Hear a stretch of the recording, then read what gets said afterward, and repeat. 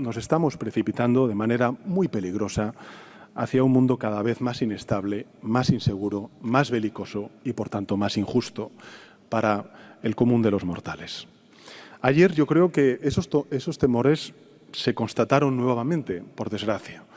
Dos países atacaron a Irán unilateralmente, Estados Unidos e Israel, sin contar con la comunidad internacional. Mr. Speaker, the United Kingdom was not involved in the initial strikes on Iran by the US and Israel. That decision was deliberate.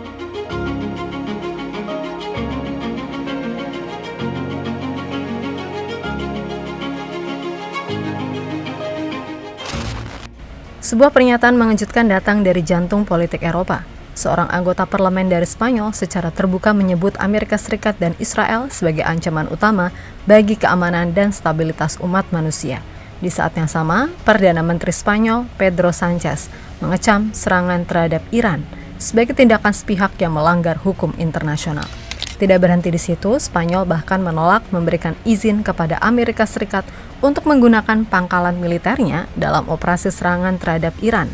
Situasi ini membuat Presiden Amerika Serikat Donald Trump marah besar. Menurut laporan CNN dan CNA, Trump bahkan mengancam akan memutus seluruh hubungan perdagangan dengan Spanyol setelah negara itu menolak membantu operasi militer Amerika. Menariknya, Spanyol bukan satu-satunya sekutu barat yang mulai menjaga jarak. Inggris yang selama puluhan tahun dikenal sebagai sekutu paling setia Washington juga memilih tidak ikut dalam serangan awal terhadap Iran dengan alasan hukum internasional dan pelajaran pahit dari Perang Irak. Di tengah situasi yang semakin panas ini muncul pula pernyataan dari Badan Nuklir Dunia yang justru menambah kontroversi. Kepala Badan Energi Atom Internasional mengatakan bahwa Inspektur PBB tidak menemukan bukti adanya program senjata nuklir Iran. Meskipun klaim tersebut selama ini menjadi salah satu alasan utama tekanan militer terhadap Teheran. Jika demikian, apa sebenarnya yang sedang terjadi? Apakah perang Iran mulai memecah sekutu barat sendiri? Dan mengapa semakin banyak suara dari Eropa yang justru menentang langkah Amerika dan Israel? Di video ini kita akan membahas bagaimana konflik Iran kini bukan hanya soal perang di Timur Tengah, tetapi juga mulai mengguncang hubungan antara Amerika Serikat dan sekutu-sekutunya di Eropa.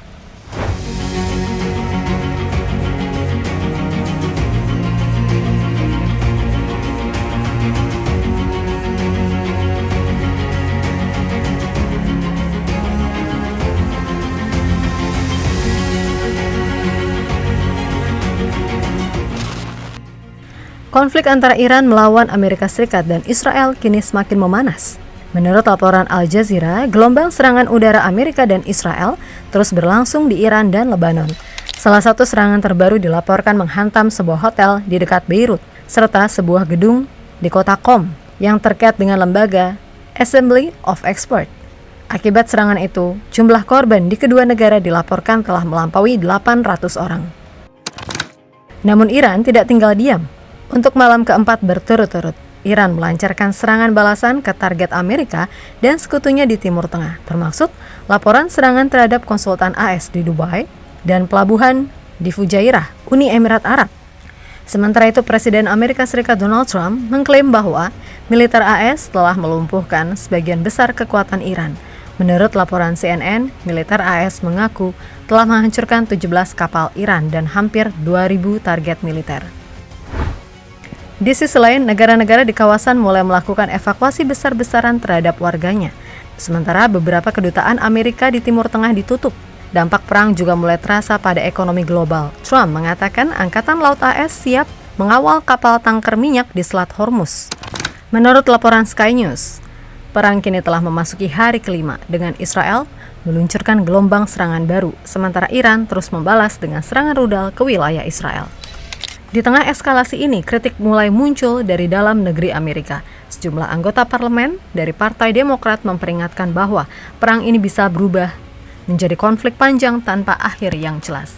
Dan ketika konflik terus memanas, justru mulai muncul perbedaan sikap dari negara-negara sekutu Amerika di Eropa.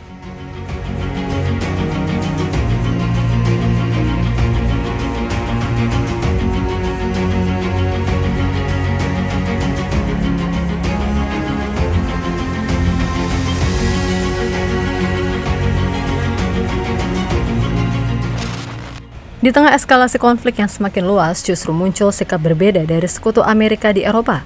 Salah satu yang paling tegas datang dari Spanyol. Menurut laporan media The Guardian, pemerintah Spanyol menolak memberikan izin kepada Amerika Serikat untuk menggunakan pangkalan militer mereka dalam operasi serangan terhadap Iran. Dua pangkalan yang dimaksud adalah Naval Base Rota dan Moron Air Base, fasilitas yang selama ini menjadi titik penting operasi militer Amerika di Eropa.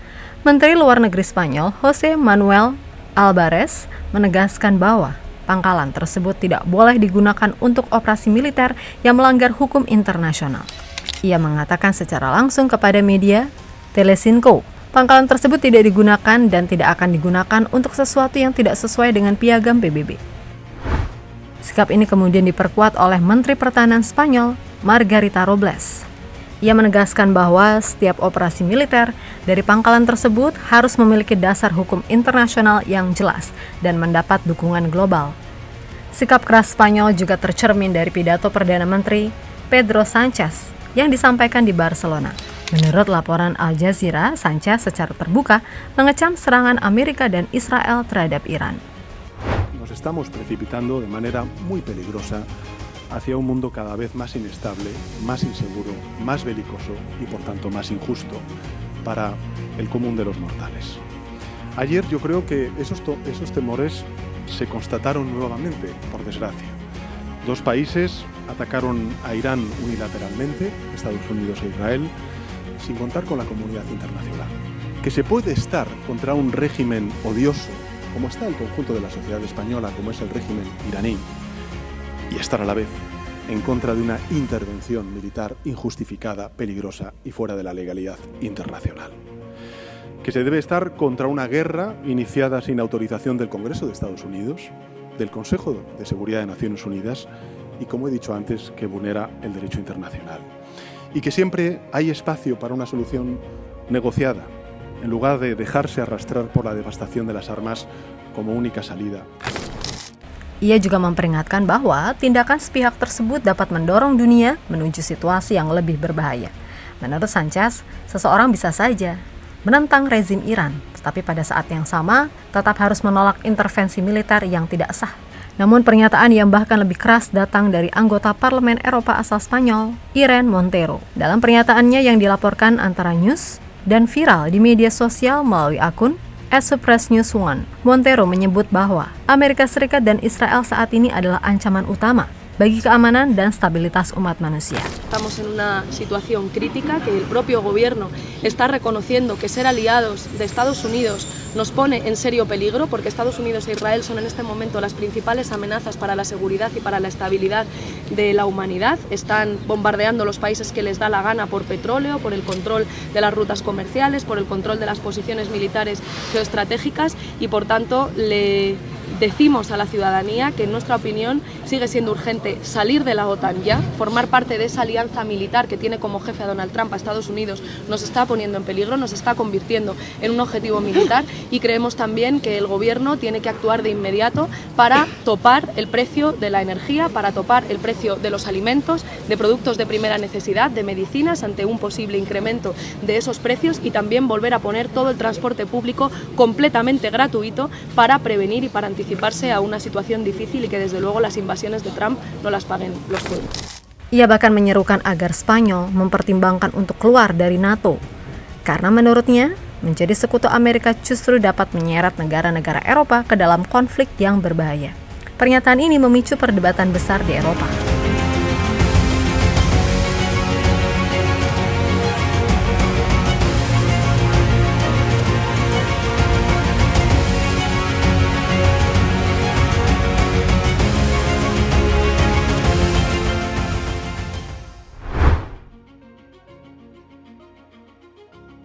Menariknya, sikap kritis terhadap perang ini tidak hanya datang dari Spanyol saja. Inggris yang selama puluhan tahun dikenal sebagai sekutu paling setia Amerika Serikat juga memilih untuk tidak ikut dalam serangan awal terhadap Iran. Perdana Menteri Inggris, Keir Starmer, secara tegas mengatakan bahwa negaranya tidak ikut dalam serangan awal Amerika dan Israel terhadap Iran. By the US and Israel. That decision was deliberate. We believe that the best way forward for the region and for the world is a negotiated settlement in which Iran agrees to give up any aspirations to develop a nuclear weapon and ceases its destabilizing activity across the region. That has been the long-standing position of successive British governments. President Trump has expressed his disagreement with our decision not to get involved in the initial strikes. But it is my duty. Ia menegaskan bahwa keputusan tersebut diambil karena pemerintah Inggris ingin memastikan setiap tindakan militer memiliki dasar hukum internasional yang jelas dan strategi yang matang. Starmer bahkan menolak konsep regime change from the skies, yaitu menjatuhkan pemerintahan sebuah negara melalui serangan udara. Namun Inggris tetap memperbolehkan Amerika menggunakan beberapa pangkalan militernya hanya untuk operasi defensif, seperti mencegat serangan rudal Iran dan melindungi warga serta pasukan sekutu di kawasan tersebut. Sikap hati-hati Inggris ini menunjukkan bahwa bahkan sekutu terdekat Amerika pun mulai enggan terlibat langsung dalam perang terhadap Iran. Dan keputusan ini pula yang kemudian memicu kemarahan Presiden Amerika Serikat Donald Trump terhadap sekutu-sekutunya di Eropa.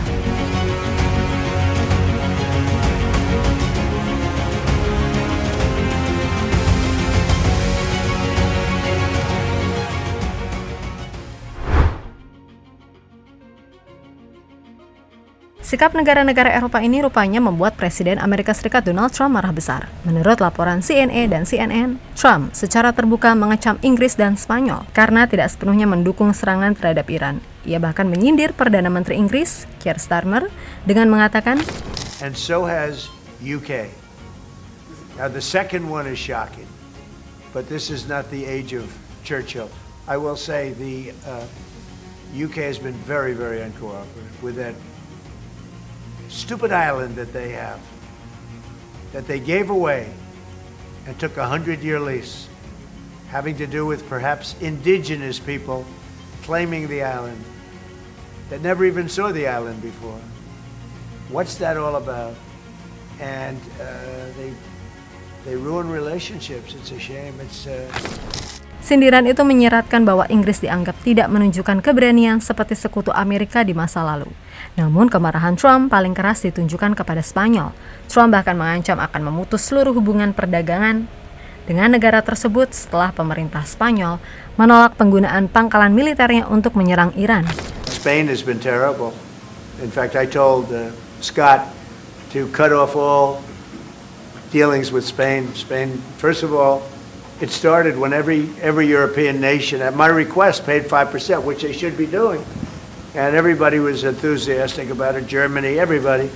And Spain didn't do it. And now Spain actually said that we can't use their bases, and that's all right. We could use their base if we want. We could just fly in and use it. Nobody's going to tell us not to use it, but we don't have to. But they were unfriendly. And so I told him we don't want to. Spain has absolutely nothing that we need other than great people. They have great people. Padahal menurut data US Census Bureau yang dilaporkan CNN, nilai perdagangan antara Amerika Serikat dan Spanyol pada tahun 2025 mencapai sekitar 47,5 miliar dolar.